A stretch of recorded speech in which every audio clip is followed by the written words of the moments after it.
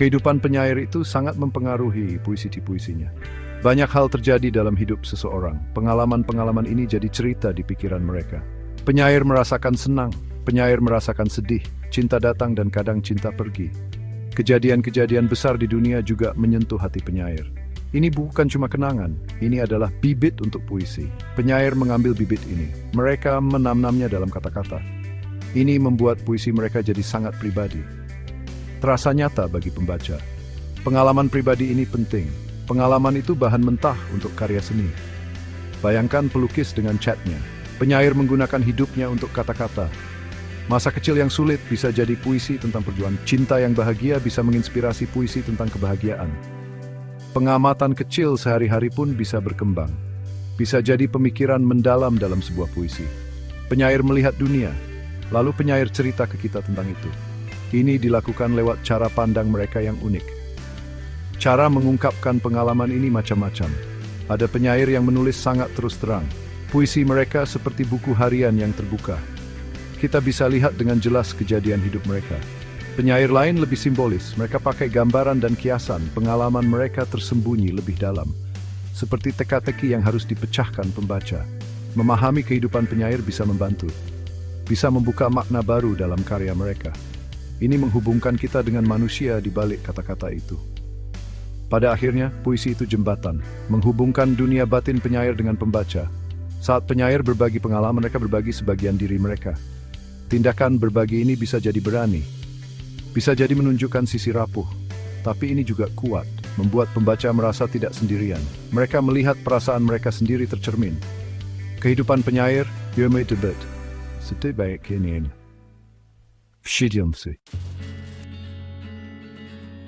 Puisi itu, sederhananya, cara untuk mengungkapkan perasaan. Puisi itu luapan emosi. Kata-kata dipilih dengan sangat hati-hati. Disusun untuk menyampaikan apa yang ada di lubuk hati. Ini lebih dari sekadar bercerita. Ini tentang berbagi bahasa hati. Saat penyair merasakan sesuatu dengan kuat, puisi bisa lahir. Bisa jadi kebahagiaan yang besar, bisa jadi kesedihan yang mendalam. Atau bisa juga rasa kagum yang tenang tentang dunia. Ungkapan ini tidak selalu keras. Kadang emosi dalam puisi itu halus, seperti bisikan lembut. Penyair mungkin pakai kata-kata yang lembut, mungkin pakai gambaran yang tenang. Perasaan itu tumbuh pelan-pelan di hati pembaca. Di lain waktu emosinya kuat dan jelas, seperti teriakan atau nyanyian.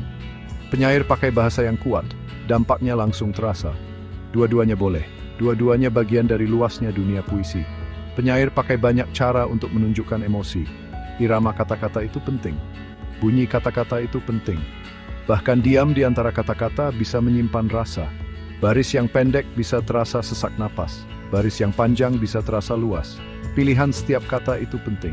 Satu kata bisa mengubah seluruh rasa dalam satu baris. Keterampilan yang hati-hati ini yang membuat puisi begitu kuat. Membuat emosi yang rumit bisa dibagikan. Saat kita baca puisi, kita terhubung dengan perasaan ini. Kita mungkin mengenali pengalaman kita sendiri.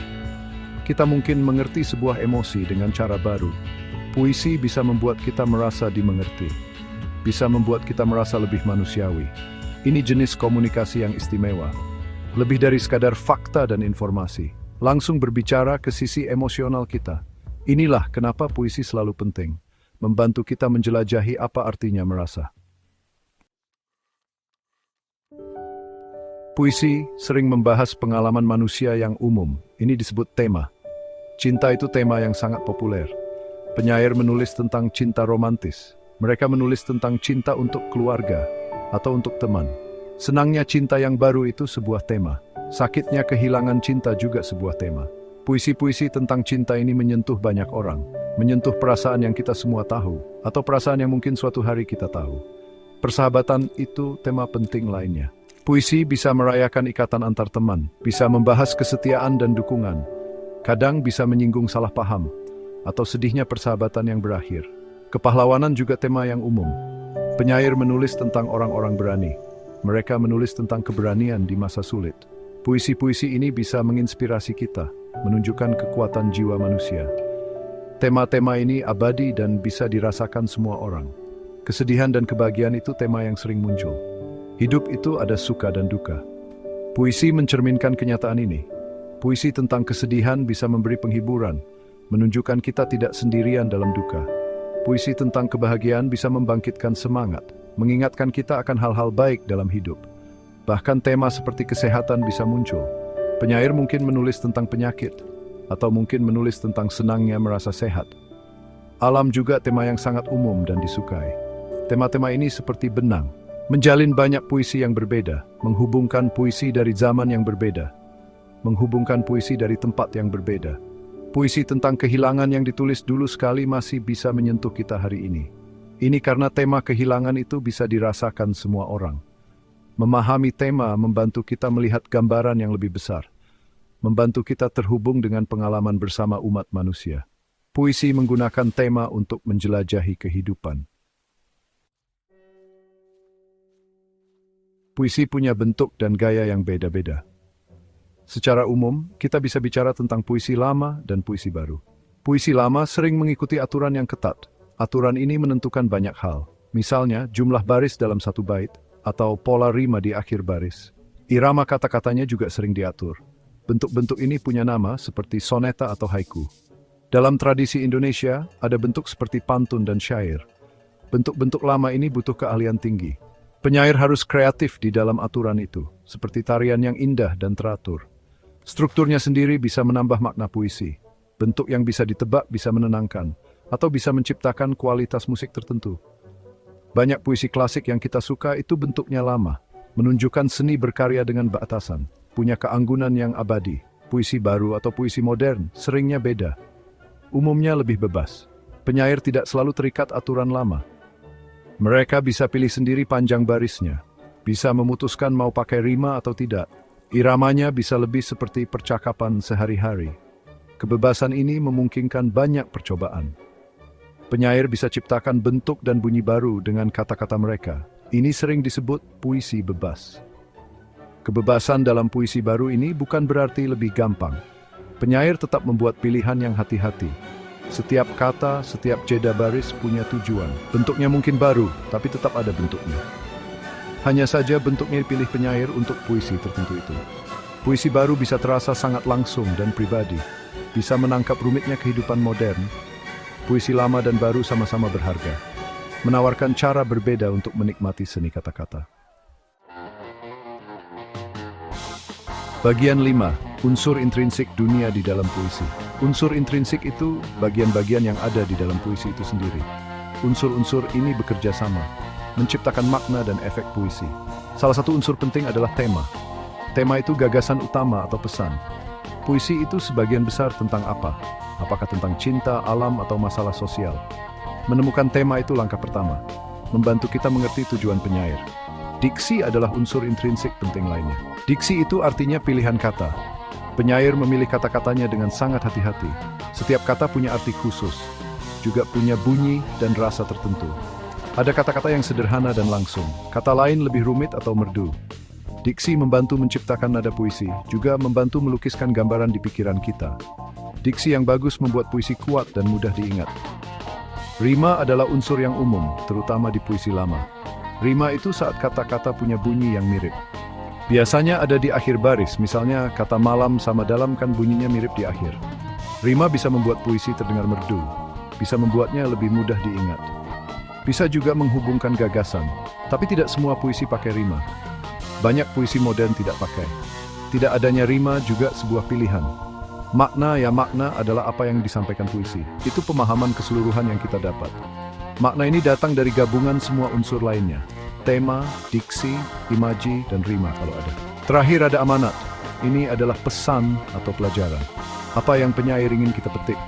Kadang itu pesan moral, kadang itu sebongkah kebijaksanaan. Atau mungkin ajakan untuk berpikir. Bagian 6. Unsur ekstrinsik, dunia penyair dan pengaruh masyarakat. Unsur ekstrinsik itu faktor-faktor di luar puisi. Faktor-faktor ini bisa mempengaruhi puisi, bisa juga membantu kita lebih mengerti puisi itu. Satu unsur ekstrinsik utama adalah latar belakang penyair. Ini termasuk cerita hidupnya, di mana mereka besar, pendidikannya apa keyakinan dan nilai-nilai mereka. Tahu hal-hal ini bisa memberi kita petunjuk, bisa membantu menjelaskan kenapa mereka menulis tentang topik tertentu. Pengalaman pribadi penyair membentuk cara pandangnya. Kalau penyair hidup di masa perang, puisinya mungkin mencerminkan ini. Mereka mungkin menulis tentang kehilangan, takut, atau berani. Kalau penyair sangat cinta alam, ini akan terlihat. Puisinya mungkin penuh dengan pohon, sungai, dan hewan. Latar belakang penulis itu seperti kacamata, mewarnai cara mereka melihat dunia dan cara mereka menulis tentangnya. Konteks ini memperkaya bacaan kita. Unsur ekstrinsik penting lainnya adalah masyarakat. Maksudnya, waktu dan tempat saat puisi itu ditulis. Apa yang sedang terjadi di masyarakat waktu itu? Apakah ada perubahan sosial yang besar? Apakah ada kejadian politik penting? Atau tren budaya tertentu? Kondisi masyarakat ini sering masuk ke dalam puisi. Puisi bisa jadi komentar tentang zamannya. Bisa mencerminkan harapan dan ketakutan sebuah masyarakat. Memahami konteks sosial juga membantu. Puisi yang ditulis di masa penindasan berat mungkin pakai makna tersembunyi. Puisi dari masa perayaan mungkin gembira dan terbuka. Unsur-unsur ekstrinsik ini bukan bagian dari teks puisinya sendiri, tapi mereka mengelilingi puisi itu, memberikan bingkai untuknya. Belajar tentang hidup penyair dan masyarakatnya bisa memperdalam penghargaan kita. Chambosh, Gedungi Widemberg.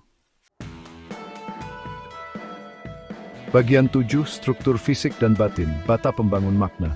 Puisi punya struktur fisik dan struktur batin. Struktur-struktur ini bekerja sama, membantu puisi menyampaikan pesan dan rasanya. Struktur fisik itu termasuk hal-hal yang bisa kita lihat dan dengar. Diksi atau pilihan kata adalah salah satunya. Kata-kata tertentu menciptakan bunyi dan tekstur. Itu adalah bata dasar pembangunnya. Cara penyair menyusun kata-kata ini kuncinya. Imaji adalah unsur fisik lainnya. Ini kata-kata yang menciptakan gambar di pikiran kita. Imaji yang bagus menyentuh indera kita. Kita hampir bisa melihat, mendengar, mencium, merasakan, atau menyentuh apa yang penyair gambarkan. Rima, kalau dipakai juga fisik. Ini tentang bunyi kata-kata. Tipografi itu tampilan puisi di halaman. Panjang baris, spasi, bait. Aspek visual ini berpengaruh pada pengalaman membaca, memandu mata dan kecepatan kita membaca. Struktur batin atau unsur batin itu tentang makna dan rasa. Tema adalah unsur batin yang utama, itu gagasan utama atau subjek puisi. Nada juga unsur batin. Nada itu mengacu pada sikap penyair. Apakah penyairnya serius, main-main sedih, atau marah? Kata-kata dan gambaran yang dipilih akan menunjukkan nada ini. Seperti nada suara waktu orang bicara. Suasana atau mood adalah perasaan yang diciptakan puisi untuk pembaca. Puisi mungkin membuat kita merasa damai. Mungkin membuat kita merasa tegang atau bersemangat. Suasana ini dibangun oleh semua unsur lainnya. Terakhir, amanat atau pesan yang terkandung adalah unsur batin yang penting. Wawasan atau renungan lebih dalam apa yang ditawarkan puisi. Unsur-unsur batin ini memberi puisi jiwanya. Inilah yang tetap terasa di hati kita lama setelah membaca. Bagian 8, contoh-contoh puisi dalam praktik. Ayo kita lihat contoh sederhana. Coba lihat lagu anak-anak, Bintang Kecil. Temannya rasa kagum pada bintang. Pilihan katanya sederhana, bintang kecil, langit, tinggi. Ini kata-kata yang mudah untuk anak-anak. Lagu ini pakai rima, kata-kata yang bunyinya mirip di akhir baris.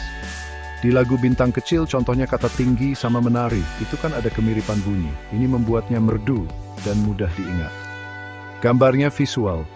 Bintang-bintang menghias angkasa. Amanatnya mungkin ajakan halus untuk punya rasa ingin tahu. Bayangkan puisi pendek tentang hujan.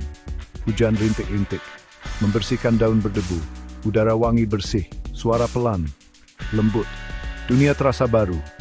Tema di sini adalah segarnya hujan. Pilihan katanya sederhana, pakai kata seperti rintik-rintik, berdebu, bersih, pelan, baru. Gambarnya menyentuh penglihatan, penciuman, dan pendengaran, suara pelan, lembut. Tidak ada rima yang ketat, jadi terasa seperti puisi baru. Nadanya tenang dan penuh penghargaan. Suasana yang tercipta damai.